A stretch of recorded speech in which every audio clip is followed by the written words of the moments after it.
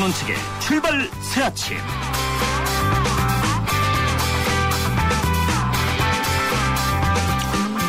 여왕은 왕관을 빼앗겼습니다. 그러나 그녀가 진짜 여왕이라는 진실을 세계는 알고 있습니다. 청취자 여러분 안녕하십니까. 출발 새아침의 전원책 변호사입니다. 완전히 휘거나 완전히 검은 것은 없단다. 흰 것은 검은 것을 숨기고 있고 검은 것은 흰 것을 감추고 있지.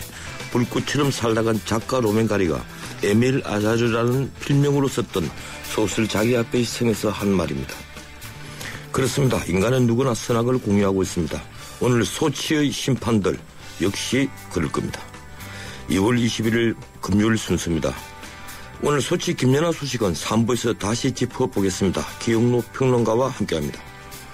새누리당 전당대회가 7월 14일로 결정됐습니다. 지방선거는 선거대책위원회 체제로 치르게 됩니다. 잠시 뒤 일부에서 심재철 최고위원을 연결해서 새누리당 사정을 알아보겠습니다. 오늘 2부에서는 부동산 전문가와 함께 최근 회복세를 보이고 있는 부동산 주택시장에 관해서 인터뷰를 하겠습니다. 4부에서는 남북이산가족 상봉을 맞아 특집을 마련했습니다. 이산가족 방송인인 이상백 선생과 이산가족위원회 이상철 위원장을 만나보겠습니다. 전원책의 출발 새아침 출발합니다.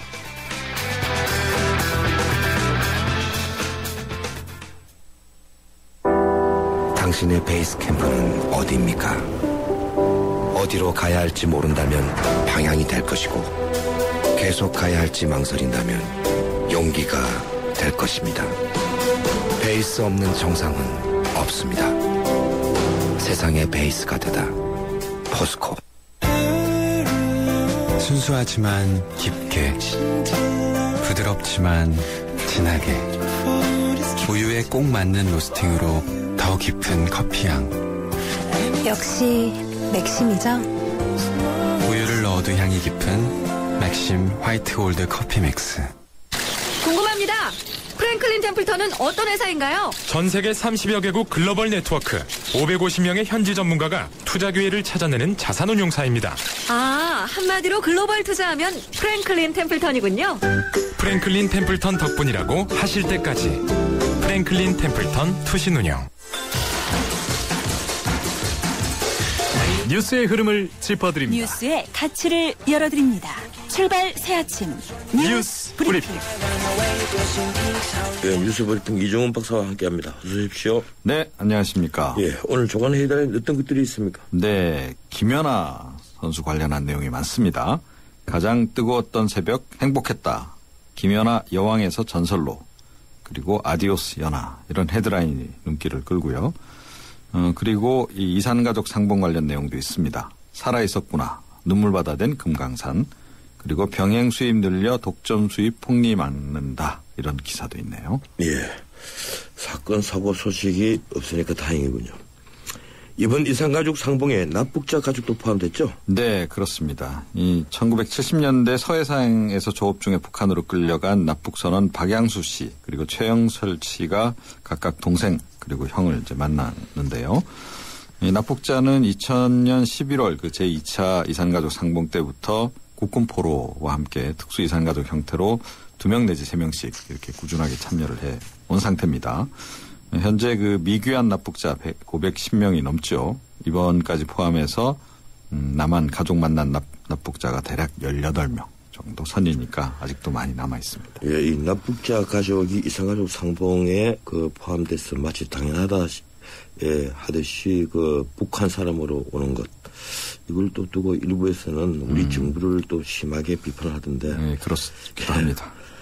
이번에 구급차를 타고 참가한 분도 있죠. 이분들은 먼저 귀환한다면서요? 그렇습니다. 이 건강 악화로 이제 거동이 불편해서 구급차로 이제 가족과 상봉한 그런 그 경우가 있었죠. 김섬경 할아버지 그리고 홍신자 할머니인데 얼마나 가족이 보고 싶었으면 이런 상황에서도 가셨겠습니까?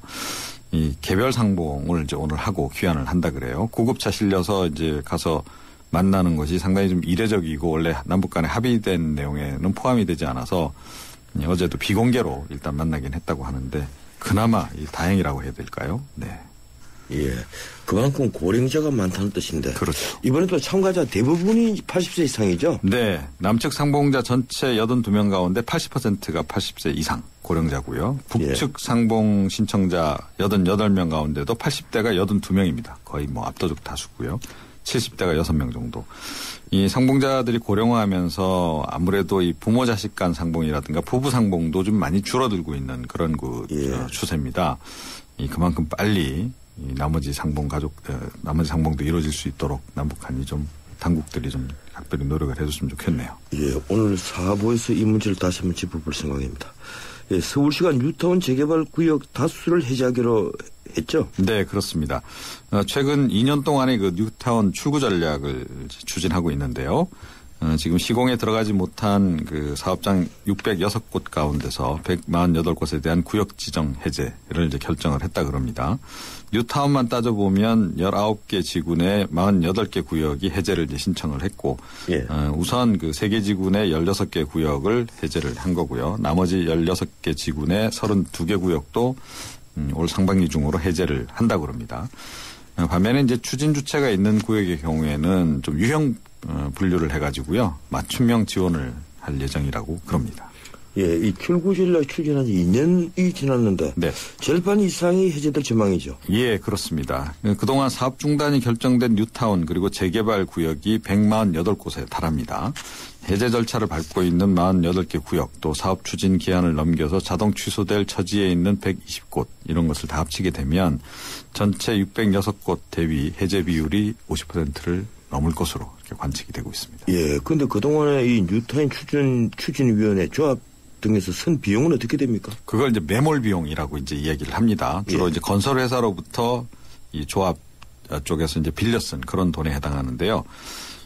이렇게 되다 보니까 이게 사업이 결과적으로 추진이 안 되니까 건설사들이 이 주민들 상대로 반환 소송을 제기하는 그런 경우도 있고 이게 상당히 심각한 문제가 되고 있습니다. 어떻게 보면 이제 최대 걸림돌이 되고 있는데 서울시가 현재 그 추진위 단계에서 사업이 취소된 구역에 대해서는 최대 70%까지 매몰 비용을 지원하고는 있습니다.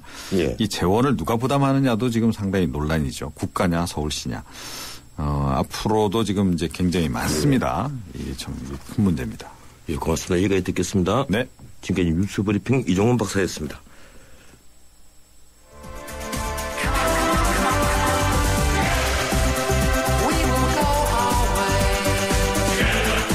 안녕하세요. 꼴꼴꼴이에요. 신문선입니다. 페어플레이가 돋보이는 정통 시사 프로그램. 여러분은 저와 함께 YTN 라디오 전원책의 출발 새 아침을 듣고 계십니다.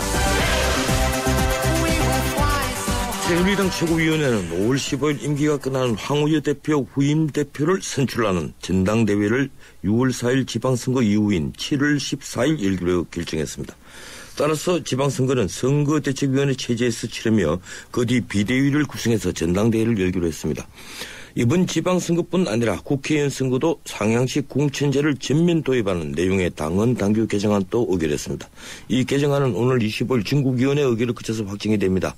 그렇게 되면 이번 지방선거부터 기초선거 공천은 유지하되 상향식 공천을 통해서 후보를 결정할 예정입니다. 새누리당의 대변화 그 뒤의 속사정을 듣겠습니다. 새누리당 비박계 최고위원입니다. 심재철 의원 전화 연결됐습니다. 안녕하세요, 심 의원님. 네, 안녕하십니까. 예, 많이 바쁘시죠? 예, 그렇습니다. 예, 그 황우여 대표 임기 15일인데 이 전당대회 일정을 놓고 그동안에 이 논쟁이 좀 있었다고 들었습니다. 그런데 끝내 이 당헌을 벗어나서 비상체제로 갔다가 7월 14일 날 전당대회를 열기로 했다는데 어떤 사정이 있었던 겁니까? 5월 이전에 전당대회를 하게 되면은 당권을 위해서 뛰는 모습하고 지방선거 운동하고 중복이 됩니다. 결국 지방선거에 부정적인 영향을 미친다라는 생각에서 지방선거 이후에 할 수밖에 없는 형편이 됐습니다. 그런데 전당대회를 이 지방선거 후에인 8월 달에 하게 되면은 5월 15일에 현재 지도부 임기가 끝나고 석 달 동안을 비상체제로 움직이는 것이 돼서 너무도 적절치가 않습니다. 그렇기 때문에 6월 4일 지방선거 이후에 전당대회를 하긴 하는데 전당대회를 준비하는 최소한의 물리적인 시간이 한 달 정도는 필요합니다. 그래서 7월 14일로 결정을 하게 된 겁니다. 예, 그래도 그 보도를 보면 그동안 비박계 중에서는 이 정상적으로 전당대회를 열어서 새 지도부 아래서 그 지방선거를 치르자 이런 주장이 있었지 않았습니까? 예, 그런 얘기들이 분명히 있었습니다. 그리고 새 지도부 아래 치르자는 것이 이론적으로 맞을 수가 있는데 그러나 실제로 전당대회를 준비하는 이런 과정이 굉장히 시간이 많이 소요되기 때문에 그래서 하고 싶어도 할 수가 없는 이런 상황이었습니다. 예, 그렇더라도 이 사실 그 특별한 사정으로 이게 지방선거가 있기 때문에 못 그렇다 하는 것은 좀 얘기가 안 되는 것 같아요. 사실은 저희들이 성수가 민주주의라면 당연히 규정에 의해서 선거를 치르고 하는 것이 민주정당 아니냐 이런 생각을 하는데 어떻게 생각하십니까? 말씀하신 대로 지방선거 전에 전당대회를 하게 되면은 어떤 사람들은 전당대회 당권을 위해서 뛰고 어떤 사람들은 지방선거를 뛰고 그래가지고 당력이 서로 흩어지게 됩니다. 그렇게 되면은 지방선거에서 저희들이 원하는 승리들을 일궈낼 수가 없기 때문에 그래서 지방선거 승리 때문에 저희들이 지금 일정들을 이렇게 조정을 한 것입니다. 예, 그렇다고 봐야 되겠죠. 이 지방선거를 이제 선대위 체제로 치른다는데 선대위는 어떻게 구성을 합니까? 5월 15일 날 새 원내대표하고 새 정책위 의장이 선출이 됩니다. 예. 그러면은 그 새로운 원내 지도부하고 그리고 당의 여러 중진들하고 아마 그렇게 해서 선대위가 6.4 지방선거 선거대책위원회가 꾸려질 것으로 봅니다. 예, 이 지방선거를 마치면 또 전국위원회를 소집해서 비대위를 구성하기로 했다면서요?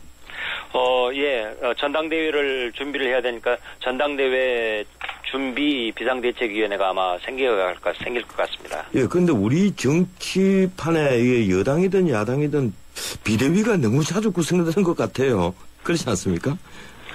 비대위가 없으면 물론 그런 것이 좀 더 좋겠죠. 그런데 공교롭게도 이번에 지방선거하고 전당대회하고 이게 지금 근접하게 돼서 지금 선대위와 비대위를 이렇게 한꺼번에 이렇게 꾸리게 되게 됐습니다.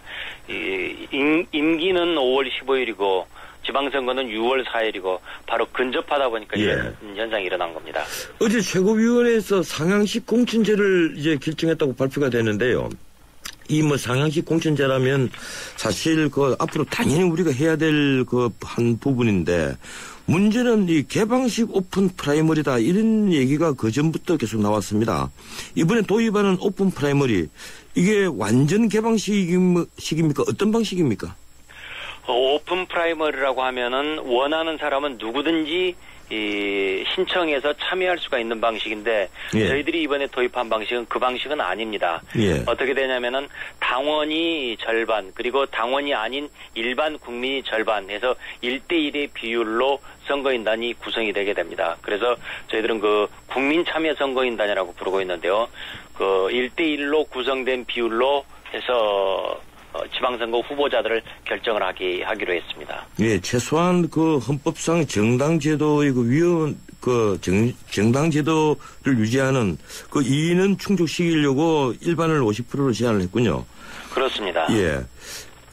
그런데 그렇게 하더라도 이제 당협위원장의 권한에 어느 정도까지 미치느냐 하는 문제인데 제가 보도자료를 보니까 우리 정치 하는 풍토에서 아직까지 이것이 가능한지는 모르겠는데 당협위원장의 참여를 3분의 1로 제한한다 이렇게 되어 있더라고요. 예. 예. 그렇더라도 사실상 당협위원장이 후보들을 결정하게 되는 것 아닙니까? 말씀드린 대로 당원하고 국민하고 5대5, 곧 1대1의 비율이 되는데, 이 각 선거구별로, 10,000명이 넘는, 수만 명의 당원 중에서, 당원 선거인단을 무작위로 뽑고, 또 국민 선거인단도 무작위로 뽑기 때문에 당협위원장의 뜻이 그대로 통하게 된다라는 것은 쉽게 상상할 수가 없습니다.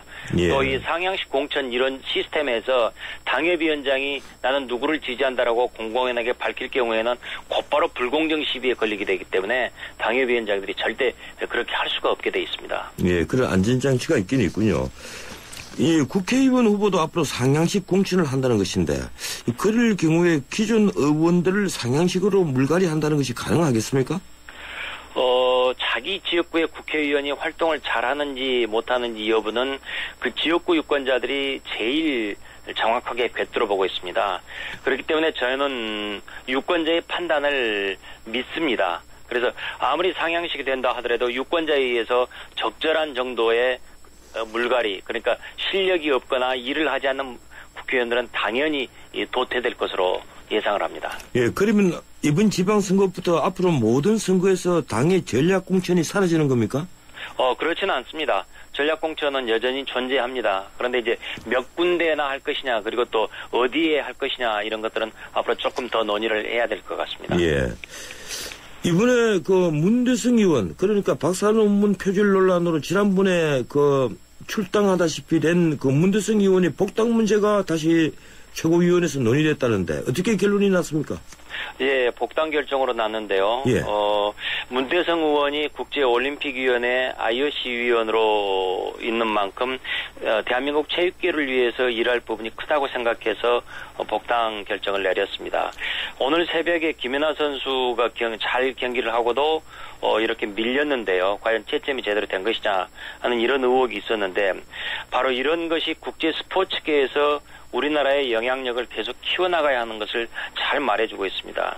문대성 의원이 IOC 위원으로 이런 부분에서 대한민국을 위해서 큰 역할을 할 수 있다고 생각해서 저희들은 복당을 받아들인 것입니다. 예, 일부에서는 그 지방선거에 후보들이 나서게 되면 과반수가 무너지니까 의석수를 확보하기 위해서 다시 받아들였다, 이런 지적이 있던데요. 꼭 그렇지는 않습니다. 방금 말씀드린 대로 국제 스포츠 무대에서 대한민국의 위상을 앞으로 계속 강화시켜 나가는 점에서, 그래서 물론 그 논문 표절 부분에 대해서는 아쉽기는 하지만은 논란은 있었지만은 국익을 위해서 할 수 있는 일이 더 크다고 생각했기 때문에 저희들은 결정을 했던 겁니다. 예, 그런데도 2년이 안 돼서 다시 받아들인다는 것은 저희들로서는 좀 납득하기 어렵습니다. 예, 문대성 의원의 논문 표절은 상당히 심각한 수준으로 알려져 있었는데 어떤 본인의 진지한 반성을 아직도 저희들은 듣지는 못했거든요. 논문 표절 문제에 대해서 저희들도 지금 계속해서 징계 부분을 했고 본인이 탈당을 하기도 했습니다만, 그것과 관련해서 소속 대학에다가 자료를 요청하게 했지만 소속 대학에서 공식적으로 확인을 해주고 있지 않습니다. 예. 그렇기 때문에 저희들도 더 이상 제재를 하기가 쉽지 않은 상태가 되었었던 것입니다. 예, 이 서울 중구 당협위원장은 그 중구 당협위원장 어떻게 결정났습니까? 아직 결정 안 났습니다. 제가 지난번에 나경원 지원자를 전 의원을 중심으로 해서 문제 제기를 했었고 지금 계속 계류 중인 상태입니다. 예, 지금 나경원 이 지원자를 제끼고 기상욱 그 지원자를 선택을 한다. 이게 이제 친박계 보관이다. 이래서 그 논쟁이 벌어진 거죠? 그렇습니다. 예.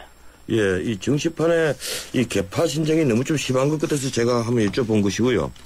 이 새누리당의 중진 차출론이 나온 지 오래됐습니다. 우리 심 의원님께서도 최고위원회에서 이 정몽준, 황우여, 안경필 이 세 분의 실명을 거론하면서 차출론을 말했는데요. 이거 솔직히 말씀드려서 상향식 공천제도에 어긋나는 것 아닙니까? 제가 얘기했던 것은 차출론이라기보다도 예. 중진이라면은 당에서 은혜를 받은 만큼 그만큼 또 당에 갚아야 된다라는 의미로 했던 것이고, 그래서 굳이 얘기하자면은 중진 헌신론 정도라고 지금 얘기를 할 건데요.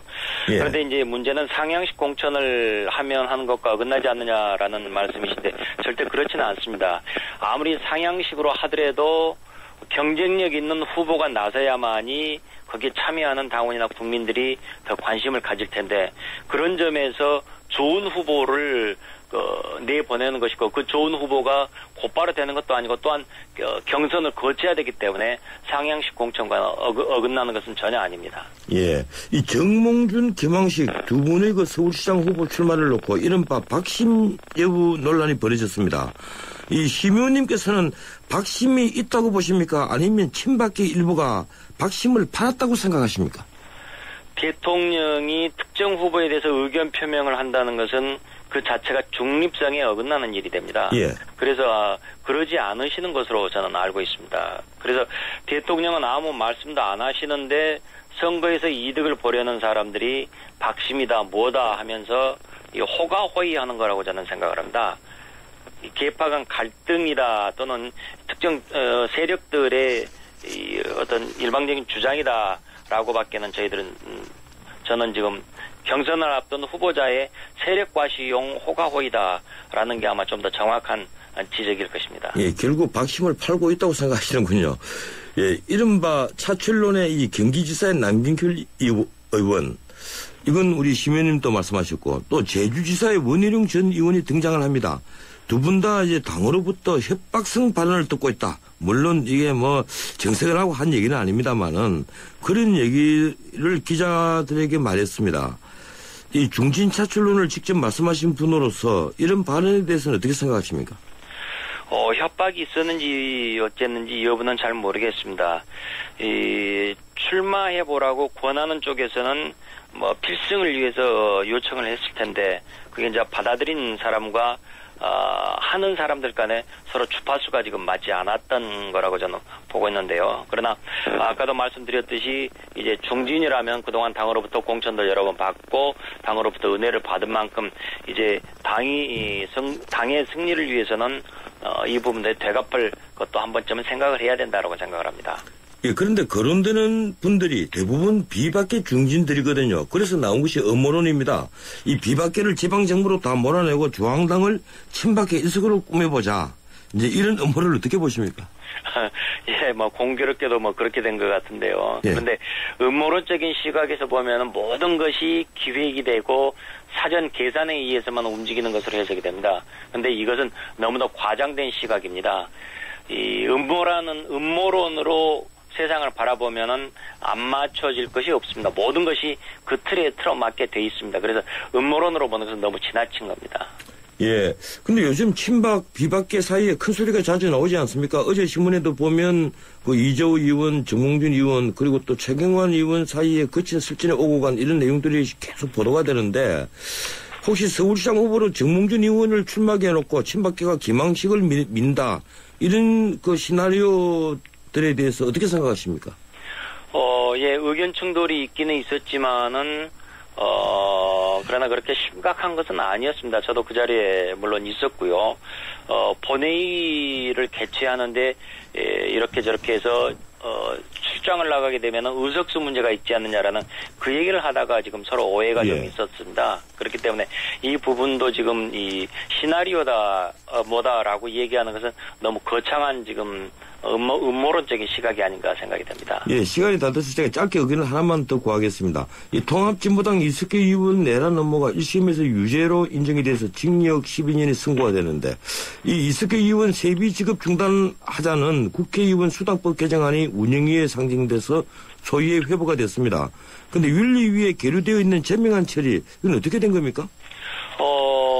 윤리위에서 민주당에서 지금 처리를 거부하고 있습니다. 그렇기 때문에 애로사항을 저희들이 좀 겪고 있는데요.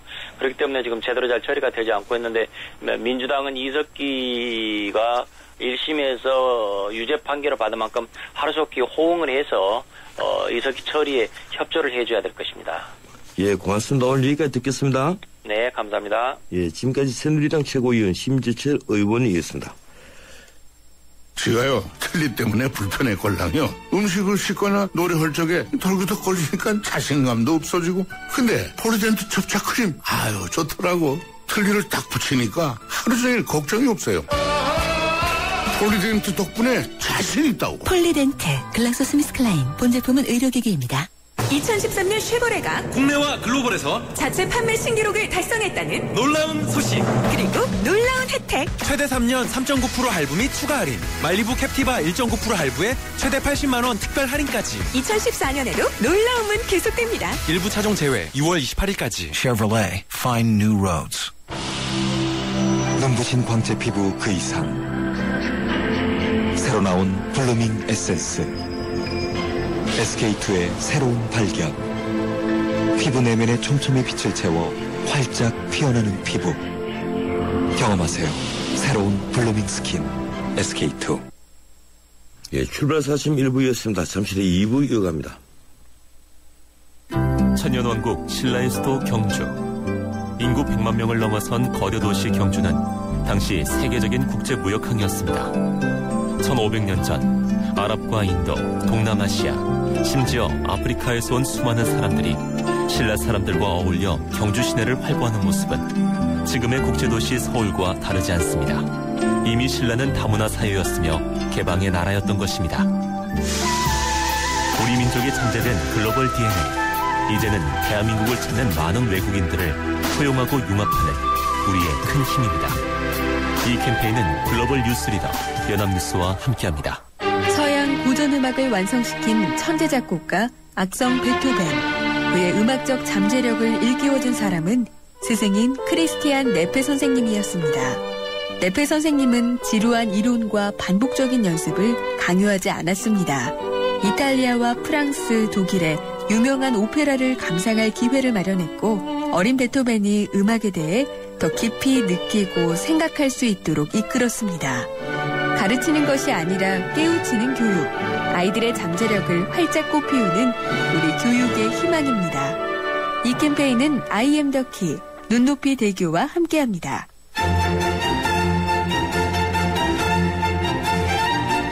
출근길 정통 시사 라디오 프로그램 YTN 라디오 전원책의 출발 새 아침.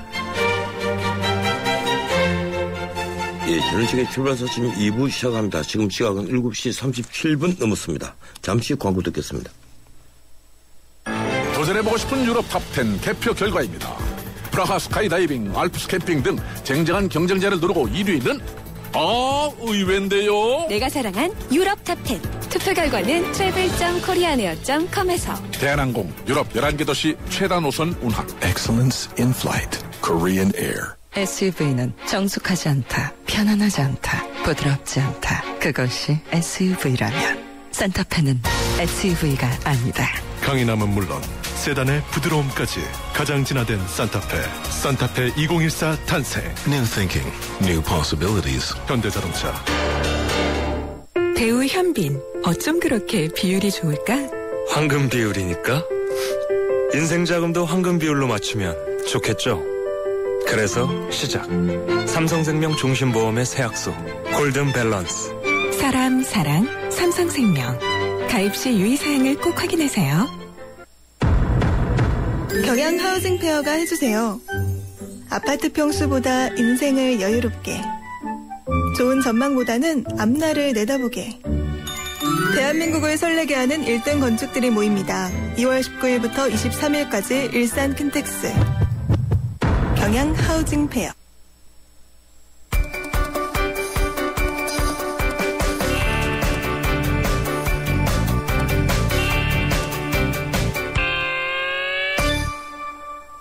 예, 밤사이 들어온 지구촌 소식 알아봅니다. 중앙일보 국제부 강예란 기자 전화 연결되어 있습니다. 안녕하세요, 강 기자님. 안녕하세요. 예, 아베 신조 정권의 이 역사 되돌리기, 이게 정말 너무 심각해지는 것 같습니다. 일본군의 위안부 강제 동원을 인정한 이른바 고노다마 폐기 움직임에 한 발 더 나아가는 발언들이 나왔죠.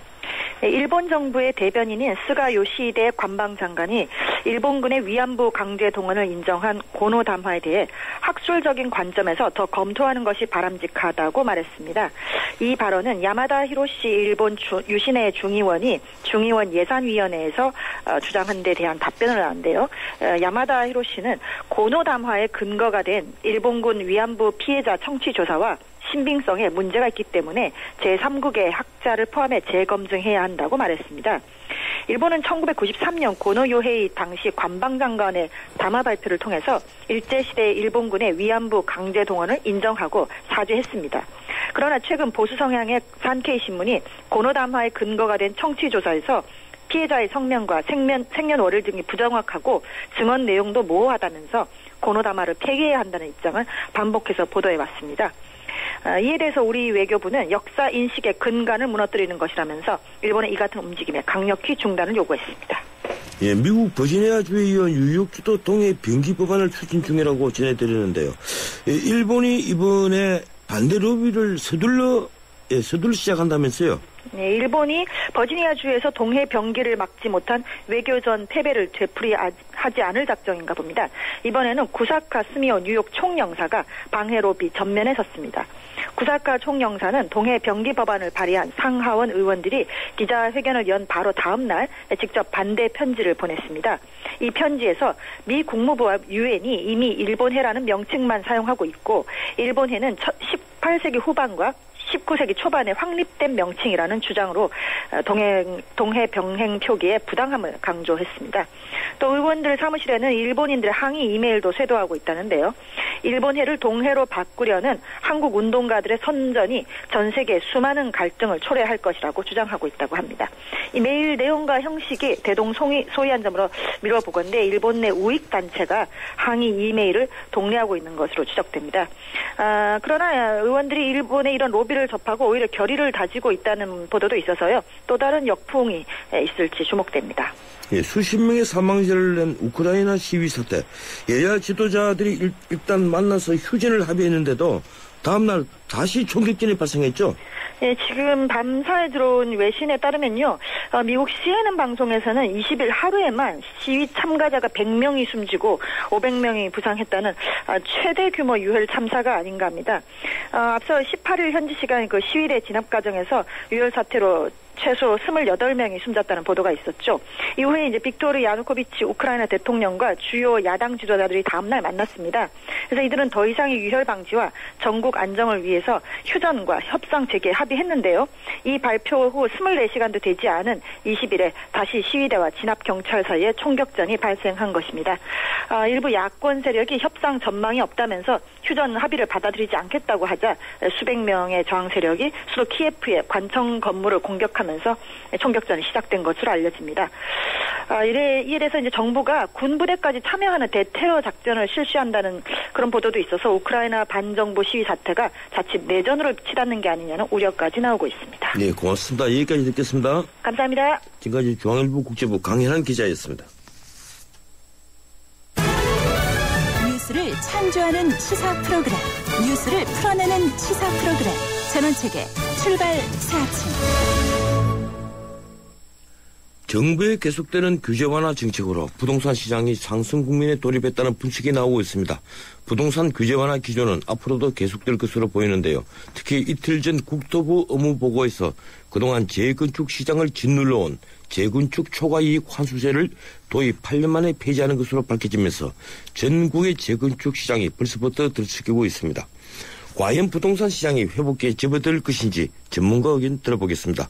박원갑 KB국민은행 부동산 전문위원 전화로 연결되어 있습니다. 안녕하세요, 박 의원님. 네, 안녕하십니까. 예, 요즘 부동산 시장이 조금씩 회복되고 있다는 보도가 계속 나왔었는데요. 그러는 한편 전세난 또 계속된다는 보도도 잇따르고 있었습니다. 요즘 부동산 시장 간략히 말해 어느 정도라고 볼 수 있습니까? 전반적으로 뭐 회복의 어떤 초입 단계나 아니면은 불황의 어떤 마지막 터널 정도로 보고 싶고요. 그런데 이게 과연 본격적인 회복세로 봐야 될 것인지 아니면은 진짜 시장 여건이 약간 개선되는 쪽으로 봐야 될 것인지 여기에 대해서는 약간 저는 후자 쪽으로 보고 있고요. 이 본질적으로 이 부동산 시장이 이 인구 구조의 노령화라든지 그리고 잠재 성장률 하락 이런 것 때문에 이게 과거처럼 어떤 큰 장세라기보다는 아마 소규모 어떤 미니 사이클이 될 가능성이 있다고 저는 보기 때문에 이번 이런 규제들이라든지 그다음에 시장의 이런 움직임에 너무 지나친 기대를 하는 것은 바람직하지 않을 수 있다. 왜냐하면은 지금 집값이 굉장히 비싸거든요. 그러니까 10년 전에 부동산 시장이 크게 올랐을 때는 집값이 뭐 강남의 아파트 가격이 뭐 한 3.3제곱미터당 잘해봐야 한 1,000만 원 정도 안팎이었거든요. 근데 지금 5천만 원 뭐 심지어 4천만 원 이런 상황이기 때문에 어떤 가격이 비싸다는 부담 때문에 그렇게 계속해서 고공비행하기는 어려운 구조라는 이런 점은 좀 감안하시는 게 좋을 것 같습니다. 예, 그러니까 노령화 사회 잠재 성장률 계속 하락 뭐 이런 걸로 봐서 앞으로 큰 사이클은 오지 않고 미니 사이클 정도다. 그리고 그 바닥 정도다 이렇게 보시는군요. 그렇습니다. 예, 수도권과 지방의 온도 차이가 있습니까? 지금 수도권은 그동안에 한 6, 7년 정도 계속해서 침체의 어떤 늪에서 빠져나지 못했던 것 같고요. 예. 지방은 오히려 반대였죠. 그래서 지방 같은 경우는 주로 2008년도 이후에 한 4, 5년 정도 상승 랠리를 보여서요. 그 사이 물론 수도권은 침체됐는데 그래서 과거에는 이제 부동산 시장이 서울, 강남이 좋아지면은 서울이 좋아지고 또 이게 수도권으로 퍼지고 지방까지 확산되는 이른바 이제 물결 효과가 많이 나타났었거든요. 근데 최근에는 수도권과 지방 시장이 서로 분화되면서 굉장히 세분화되기도 하고 아니면 정반대 방향으로 움직이고 있어서 한국 부동산을 보고 외국 사람들이 굉장히 좀 의아하는 뭐 이런 측면도 있는 것 같습니다. 예. 이 전세난이 계속되고 있다. 이런 소식인데 결국 전세 공급 물량은 계속 줄어들고 수요는 아직도 계속 늘고 있고 뭐 그렇다는 것 아니겠습니까? 이 말은 바꿔 말하면 전세 유인책은 없고 이 주택 구매 그 전세 물량을 내놓는 유인책은 없고 이 주택 구매 유인책은 또 부족하다 이런 건데 이거 어떻게 해결해야 되겠습니까? 지금 정부 생각은 전세로만 쏠리는 이런 그 수요를 일부 이제 매매 수요로 분산을 하면은 전세 시장의 부담을 좀 줄이겠다 이런 이제 보관을 이제 갖고 있다고 봐야 될 것 같습니다. 예, 그렇습니다. 그래서 일부 이제 뭐 그 전세 거주자들이 이제 전세값이 너무 오르니까 깡통 전세에 대한 두려움 때문에 어쩔 수 없이 집을 사는 경우도 생기고 있는 것은 맞습니다. 그래서 그러면은 어떻게 보면 전세 시장의 병목 현상을 일부 완화시키는 데는 어느 정도 뭐 기여를 했다 이렇게 볼 수 있는데 그렇지만 지금 전세난은 계속해서 지금 일어나고 있지 않습니까? 전세는 계속해서 오르는데 그럼 이걸 어떻게 할 거냐 이런 말씀인데요. 제 개인적인 생각은 그러면 전세로 내놓는 유인책 말하자면 전세로 내놨을 경우에 집주인한테 좀 더 저는 세제 인센티브를 줄 필요가 있다는 생각이 들고요. 그리고 월세로 내놓는 집주인에 대해서는 과세를 좀 더 투명하게 할 필요가 있습니다. 지금 실제로 우리나라에서 지금 월세 소득은 거의 과세가 되지 않아서 약간 사각지대에 놓여 있는 거거든요. 그리고 공공임대주택이 거의 월세입니다. 그래서 이걸 너무 월세로 하지 말고 좀 전세 비중을 늘린다면은 이 빠른 월세화에 따른 완충 역할들을 조금 해줄 수 있지 않을까 이렇게 생각을 해보고 있습니다. 예, 방금 전세로 그 집을 내놓는 사람들에게는 좀 인센티브를 줄 필요가 있다는 건데 현재 워낙 그 은행 이율이 낮으니까 전세값 받아서 은행에 넣어두어봤자 재산세 내고 나면 남는 게 없다는 겁니다. 그러니까 이제 전세 물량이 계속 줄어드는 건데 이 뭐 재산세를 한시적으로 감면을 해준다든지 하는 것도 한 방법이 되지 않을까요? 그렇습니다. 뭐 그게 뭐 재산세가 돼야 될지 아니면 양도세가 돼야 될지 여러 가지 그런 방법은 있겠는데요. 어쨌든 저는 여러 가지 좀 세제 혜택을 좀 더 부과할 필요가 있다. 지금 그 전세 소득에 대해서 일정한 이제 뭐 3주택자 이상에 대해서는 소득이 발생하고 있다고 보고 이걸 간주 임대료라고 해서 부과를 하고 있는 거거든요. 예, 그렇죠. 이런 거에 대해서 대폭적으로 좀 완화를 한다면은 어떻게 보면은 전세로 내놓을 수 있는 좀 더 유인책이 될 수 있지 않겠느냐. 시장에서는 이런 얘기도 합니다. 지금 전세로 임대로 내놓는 사람들은 어떻게 보면 외국자다 이런 얘기도 하는 거거든요. 그래서 이 모든 사람들이 월세화 말하자면 자기 수익을 극대화하기 위해서 이기적으로 움직이는 거라고도 볼 수가 있는 거거든요. 이거 뭐 은행 말하자면 수익보다 한 2배 이상 나오는 거니까요. 그러면은 전세로 그러면은 어떻게 내놓을 수 있게끔 좀 더 파격적인 조치가 있어야 이런 그 월세로 넘어가는 속도를 조금이나마 늦출 수 있지 않을까 이렇게 보고 있는 겁니다. 예. 이번에 그 국토부 업무보고에서 그 규제를 푸는 것이 그 많이 그 뉴스화되고 쏟아졌는데, 예, 그 어떻게 지켜보셨습니까? 저는 뭐 전반적으로 과거에 이제 과도한 규제를 합리적으로 좀 풀려는 어떤 그런 움직임, 그리고 지금 민간 자본을 끌어들여서 전월세 공급을 늘리겠다는 점, 이런 점은 좀 저는 긍정적으로 평가를 하고요. 특히 공유형 모기지 같은 경우는 좀 그 생애 최초 주택 구입자뿐만 아니라 이 5년 무주택자까지 확대하는 것은 괜찮다고 봅니다. 왜냐하면은 지금 전세가 사라지고 있다는 거 아닙니까? 그러면 내 집 마련의 미천이 사라지고 있다는 거거든요. 그럼 이런 장기 모기지를 많이 도입을 해야 되는 어떤 그런 측면이 있는 것 같고요. 다만 이게 너무 혜택들이 혹시 강남 재건축에만 좀 집중되는 게 아닌가, 뭐 언론에서 그렇게 이제 보도를 하면서 그렇게 나타난 현상일 수도 있겠지만 이런 뉴타운이라든지 이런 재개발에 비해서 너무 좀 혜택이 많이 몰려서 여러 가지 그런 뭐 형평성 논란 이런 지적들은 좀 정부가 좀 감안을 해야 되지 않을까 보고 있습니다. 예, 그렇지 않아도 어제 그 신문 보셨으면 다 아시겠지만 뭐 8년 만에 대무소를 뺀다. 이제 이런 표현들이 많이 등장을 했는데 바로 그게 재건축 초과이익 환수제 문제입니다. 그걸 이제 폐지하겠다는 건데요. 노무현 정권 때 도입했던 것을 폐지한다 이런 얘기인데 그 문제는 이제 혜택을 받는 지역이 강남이라는 겁니다. 예, 그 점은 어떻게 보십니까?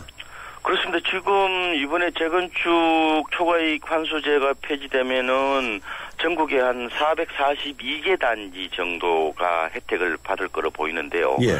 뭐 지방이나 수도권 같은 경우 뭐 재건축 초과이익을 환수를 할 정도로 많은 이익이 생기는 건 아니죠. 결국 강남에 집중적으로 그게 이제 혜택이 돌아갈 수밖에 없는데 물론 이게 연말까지 지금 유예가 되어 있습니다. 연말까지 관리처분 계획 인가를 신청을 하면은 유예를 이제 시켜 놓도록 했는데 이걸 이제 아예 폐지를 시킨다면은 굳이 뭐 서두를 필요가 없겠죠. 그러면은 강남 재건축발 전세난도 일부 완화할 수 있다는 그런 측면도 있기는 한데 다만 이제 자꾸 이게 특정 어떤 지역의 혜택이라는 뭐 그런 곱지 않은 시선들이 있다 보니까 다소 좀 부담스러운 그런 측면은 좀 있는 것 같고요.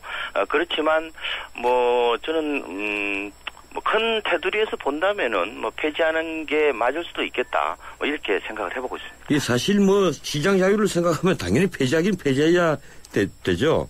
그런데 지금 이게 폐지가 되면 재건축 시장 거래가 활발해지겠습니까? 거래는 좀 더 이루어질 겁니다. 이 재건축 시장의 특징은 현재의 어떤 사용 가치보다는 미래의 개발 이익을 말하자면 기대를 먹고 자라는 유기체 같은 겁니다. 그러면은 미래의 개발 이익이 커질 거라고 보면은 그런 가치들이 현재 가격이 그대로 반영되는 특징이 있습니다. 그러면 당연히 미래의 어떤 수익이 많이 생길 거라고 보기 때문에 재건축 가격은 오르겠죠. 그래서 지금 뭐 재건축 단지에 있는 중개업소 사장님 말씀 들어보면은 뭐 정신 먹을 시간이 없다 이런 얘기를 지금 하고 있는 거거든요. 예, 많이 바빠졌군요. 그렇습니다. 그래서 아마 재건축 시장은 당분간 좀 오를 거로 보이고요. 근데 정부 생각은 이런 겁니다. 그러니까 이 강남 재건축이라는 게 굉장히 폭발성을 갖고 있는 시장이지 않습니까? 그러면은 이런 충격 효과를 활용해서 일종의 이제 그 다른 지역까지 이렇게 이어지도록 하는 이런 물결 효과에 대해서 좀 더 한번 시도를 해보겠다. 뭐 이런 생각을 좀 갖고 있는 것 같고요. 그래서 일부는 좀 어느 정도 뭐 시장 분위기를 돌려놓는데 좀 기여를 하지 않을까. 그렇지만 아까 말씀드린 것처럼 우리나라 부동산 시장은 본질적으로 지금 저성장 국면으로 진입을 했기 때문에 이번 사이클은 그렇게 크지는 않을 거다 이렇게 보고 있습니다. 예, 이 재건축을 할 때 소형주택 의무 공급 비율도 완화했지 않습니까? 그렇습니다. 예, 이것도 또 특혜 시비고 또 과밀지역 재건축 단지에 여러 채 집을 가진 사람이 앞으로는 주택 수만큼 집을 분양받도록 한다는 건데요. 이건 또 자칫 그 부동산 투기자들을 돕는 일이 되지 않겠습니까? 어떻게 보면 이것도 뭐 과도한 규제를 푸는 그런 측면 아니겠습니까? 뭐로 여러 집을 갖고 있는 사람한테 그걸 한 집만 받도록 하고 나머지는 다 현금 청산하도록 한다는 것은 어떻게 보면 좀 불합리한 거죠. 과거에 근데 그게 상속받아서 뭐 집이 여러 채 생겼다라든지 하면 모르겠는데 그게 아니고 투기를 위해서 집을 여러 채 샀다면 좀 문제가 있는 거죠. 그게 이제 그 과거에는 큰손들이 재건축 아파트를 많이 그 싹쓸이를 했죠. 그런데 지금 큰손들의 얘기를 보면은 이 재건축이나 이런 데 대해서 별로 그렇게 아직까지는 뭐 그렇게 탐을 내는 정도는 아니고 주로 뭐 수익이 나오는 상가 빌딩이나 이런 쪽의 수요들이 더 많거든요. 그래서 말씀하신 것처럼 충분히 어떤 시장 교란 요인으로는 될 수는 있다. 그렇지만 뭐 그렇게 우려할 정도까지 큰 뭐 그런 시장의 혼란은 저는 아닐 수 있겠다 이런 생각을 해보고 있고요. 그리고 소형 의무 비율 같은 경우에도 충분히 아마 서울시하고 좀 부딪히는 그런 측면이 있거든요. 그런데 지금 과거에는 재건축을 할 때 큰 걸 지으면 돈을 많이 남았죠. 근데 지금은 오히려 소형들이 인기가 있기 때문에 뭐 조합에다가 막 그거는 합리적으로 맡기는 것도 그렇게 나쁘지는 않겠다 이렇게 보고 있습니다. 예, 고맙습니다. 여기까지 듣겠습니다. 네, 감사합니다. 예, 지금까지 박웅갑 KB국민은행 부동산 전문위원회였습니다. 서울우유가 아이들에게 물었습니다. 우유를 보면 뭐가 생각이 나요? 엄마 맨날 주세요. 아빠처럼 힘내줄 거예요. 완전 예뻐질 거예요. 엄마! 그렇게 행복은 자라고 있습니다. 우유는 행복입니다. 서울우유. 연아가 알려주는 좋은 물의 조건. 물 드실 땐 꼭 수온지를 확인하세요.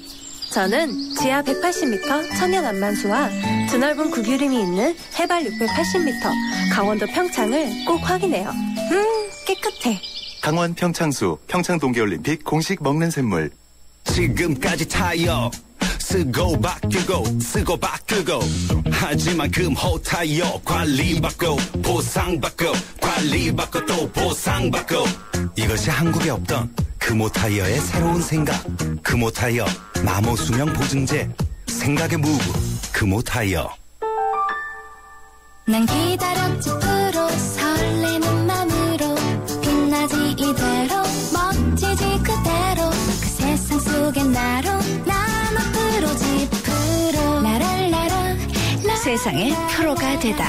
LG G 프로2. 예, 출발 사심 2부였습니다. 8시 10분에 3부 이어갑니다.